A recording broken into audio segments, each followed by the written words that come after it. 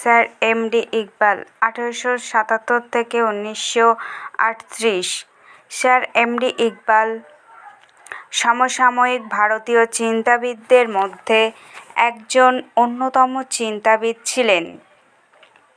অন্যান্য ভারতীয় চিন্তাবিদরা প্রাচীন ভারতীয় ভাবধারাকে অনুসরণ করেছেন, কিন্তু ইকবালের মধ্যে ওই একই প্রকারের দার্শনিক ভাবনা থাকলেও তার মধ্যে ইসলামিক ভাবধারা খুব স্পষ্টতই লক্ষ্য করা যায়। তিনি নিজেই বলেছেন যে তার দার্শনিক ভাবধারার লক্ষ্য হল ইসলাম ধর্মের ধর্মীয় চিন্তা ভাবনার পুনর্গঠন করা। এর অর্থ হল যে ইকবালের অধিবিদ্যক চিন্তা ভাবনাগুলি ইসলাম ধর্ম থেকে নিহিত, কিন্তু একই সঙ্গে তার মধ্যে অন্যান্য দার্শনিক চিন্তাভাবনার প্রভাবও লক্ষ্য করা যায়।